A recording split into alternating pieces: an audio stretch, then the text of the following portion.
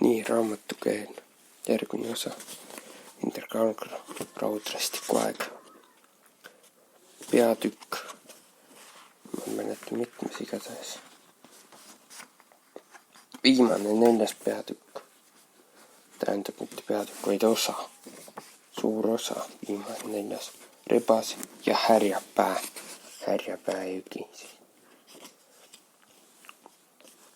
Härjapääl Helve Saomel tuivet talvike tõvtsed välja torste sugusis ja hirvenides on sellest arvete ülva, kellest tuleb mehi sundel, rahuleid, kellest tuleb kivutar jälle edasi nõgesest tuleb Irvu. Selline suguse. Koiala autoi hakkas oma elust ilma jääma. Pingule tõmmatud naaspael soonis tema hingamist ja tera väits oli kõrile surutud. Tema selg oli vastu puutüve ja taganit ei olnud tema kuhugi. Mees, kes autõivi tapma hakkas, oli ilmselt tarpuja. Tal oli enesenahkne vammus seljas ja kaelas rippusid 10 ruunimärkidega kivikesed, kondid ja helmed tema hullunud näol ja värviga kaabitud, eriskummaline peremärk. Autõiv nägi seda mees esimest korda elus. Tal ei olnud aimugi, mida see sõgedik temast tahtis või miks ta üldse autõivi rünnanud oli, sest selle arpuja silmad läikisid ja pööritasid hullusest ning selget mõtlemist või asjadest arusaamist sealt ei paistnud. Ta oli hull, peast pöörane ja hullusest juhitud käed sikutasid nööri koomale ning tõmbasid autõivi kaelast erd. Tema sõnad olid sõgedamad veel. Koolne kutsel Udumäel sõuab surm.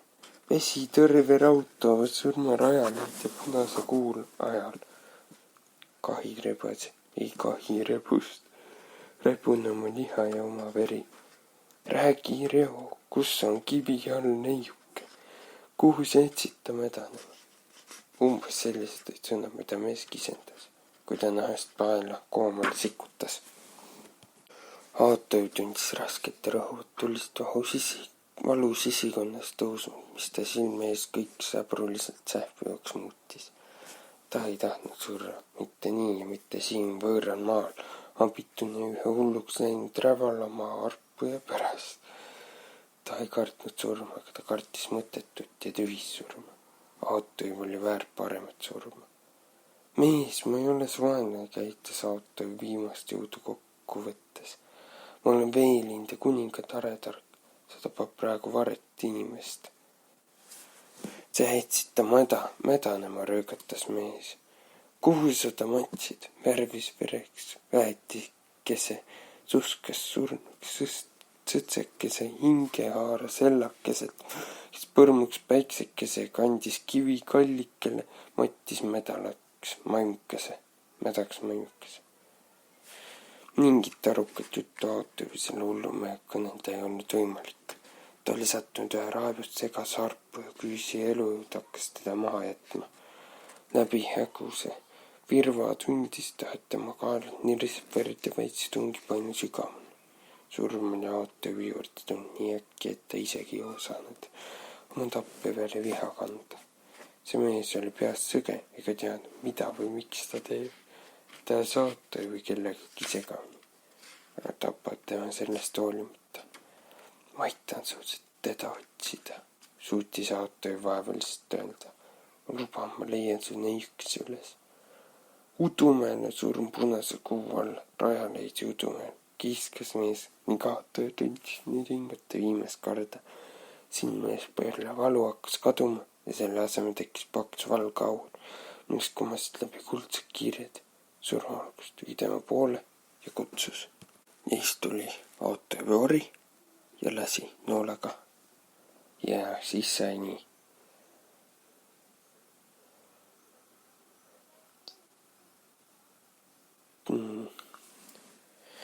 Surm lasi Autõivist lahti. Ta oli leidnud enda teise ohvri. Hingetanud varises Autõiv võõra arpuja otsa, kes tõmblas mõned korrad. Purskas siis suust erd Autõivil näkku. Äkises jäi viimaks liikumatult lavama. Ahase tugev käsi tõmbas Autõivi püsti. Elus? Küsis ta. Autõiv noogutas. Ta oli elus. Ahas seisis hingeldas tema juures ning Skreiling Valev oli tema kõrval. Vibu andis käes ning piilus ringi. Ei Sakalas ei lähedal kaugele täpsema silmaga vibulas, kui on Skreiling Valev. Ta räägib harva, kui üldse räägib, ja kui tema kõnet keegi mõistab, siis on see Ahas, Valevi kõige parem sõber. Mis juhtus, küsis Ahas, kes see mees on? Arpuja vist käis Saotõiv. Peas seegi Arpuja, kes pidas mind kellekski teiseks. Või oli siis juba nii sõget, oleks oma ulmade pärast tapnud ükskõik kelle. Sain liiga kauaks ära, sõnas Ahas, me tõime meid vaatama. Üks rebas hakkas võsa all klähvima ja tahtis meid pureda. Ma ajasin ta ära ja me tõime talle järele, sest Valev nägi sinu jälgi seal, kui rebas oli jooksnud. Viilisime lähemale ja siis nägime teid. Ma vist pidin see mehe tapma, muud teed ei olnud. Enam mitte, Saotõiv. Üks meist pidi surema. Võtti üle Valev, see päästib mu elu. Nüüd natuke jätan vahele ja hakkame siit. Noorem mehes, naine oli Tooneit. Ta rääkis teisele karuputki ja külmamarja jõust, ja et mõnakoore täis paha verd tuli selle mehe sest välja lasta. Aatrinas. See pidi olema Irvelinde Tooneit. Tema nime Saotõiv ei teadnud. Teine varem naine kõneles Tooneidiga kiiresti ja käskivalt tooni. Õige veidi ja vaevu aimatavalt oli tema hääles tunda võõrapärast kõla, ehkki ta hääldas kõiki sõnu õigesti. Aga see oli hääl, mis kuulus inimesele, kes oli harjunud käskima, ja see sai olla ainult üks inimene. Irvelinde eelmise valitseja Torste sugu Arvete naine Ülva ehk Arves kandis paremast Kalevist amet, uhke tööd ja pannalt ja kõõpesõlt tema rinna peal tunnistas jõukusest, aga vanus järgi ei saanud see olla Irvelinde kuningas Rahuleid. Nii et tõenäoliselt oli see üks Rahuleidi noorematest vendadest, Undel. Meest aga, kelle pärast Saotõiv oli oma pika matka ette võtnud, Tares ei olnud, ent ta oleks pidanud siin olema. Ahas pidi olema kindlasti öelnud, kui neid hilisõhtul oma laevukesega Irvelinde alla olid jõudnud, et see on Veelinde kuninga taretark Saotõiv ja ravitsegu teda nüüd Tooneid kõigi oma tarkusega. Arvatavasti oli see mees siis koos oma kuningaga lindest ära ega olnud Saotõivi saabumisest veel kuulnud. Ta ärkas, ütles nüüd Tooneid vaikselt ning noormees astus Saotõivi juurde. Kas sina oled Veelinde Saotõiv, küsis ta. See sama Saotõiv. Jah, ütles ta Saotõiv, see ma olen. Ja Sauru sugu Kuljus on minu ema. Ja sa tuled sõnumitega kuningas uljaselt. Miks kuningas käskjalga ei saatnud? Saotõiv üritas kergelt naerma mõõta, aga see ei tulnud vist hästi välja. Oh, ei üldse mitte kuninga käsul ei tulema, kostis ta siis. Keegi tuli sulle kallale. Kas meie kihlakus kuningas tuleb ta Rahuleidi kohtupidamise ette tuua? Töö raputas pead, tundis, et rääkida oma raske. Kõlva vist mõistis seda, ütles noore Tooneid. Tal võik anna talle midagi juua. Ja siis Saotõiv jõi. See oli kangemudu, milles oli marjatükki ja juurikaid ja saisas vastikult, aga ta tundis, kuidas jook talle jõudu andis ja keha soojendas. Mina olen Undel, ütles siis noormees, minu vend on kuningas Rahuleid. Teda ei ole praegu lindest, ta on oma naisega Jägala mõisas. See tähendab, et mina olen sinu võõrustaja ja pean kõik soovid täitma. Kas ma lasen piigast saata, tahad sa kedagi karata äkki? Aga praegu justkui oli kohma Saotõiv. Ütle, kui tahad teata Undel ja osutas siis vanema naise poole. See on Irvelinde ämm, minu ema. Ülva on tema nimi. Me oleme kunagi näinud, ütles Ülva vahele. Aga Saotõiv ilmselt ei mäleta mind. Midagi on mäda siin Rävala riigis. Jah, täpselt nii. Nüüd siis jätkame. Lehekülg 259. Kuni väljas oli veel valge, otsustas Saotõiv Irvelinde peal veidi ringi vaadata.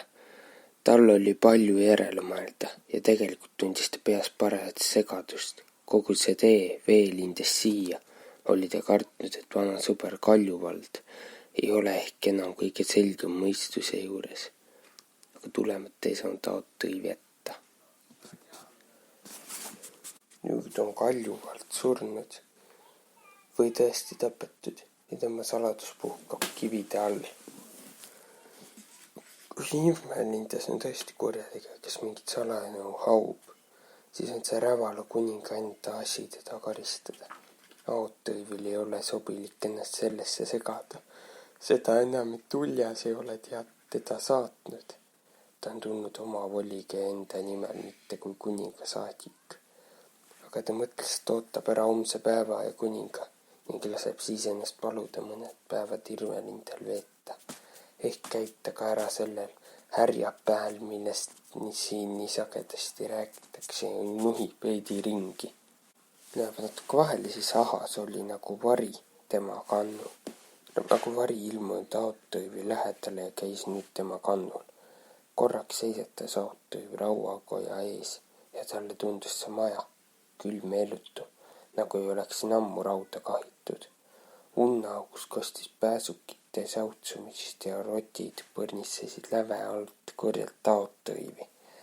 Nad läksid siis üle väljaku Tarete eest mööda ja väravast läbi. Põhjapoolsemas osas harjutasid malevlased mõõgavõitlust. Lapsed jooksid nende vahel ja taplesid puust mõõkadega. Nad liikusid edasi, väravast välja ja sealt saatis Aot-Õiv pilgu alla küla poole. Tared seisid kahes viirus ja nende vahelt läks läbi tee, mis suundus põhja poole. Küla serval puutus talle silma üks võõrapärane ehitis, mis oli poolenisti kivist ja poolenisti palkidest.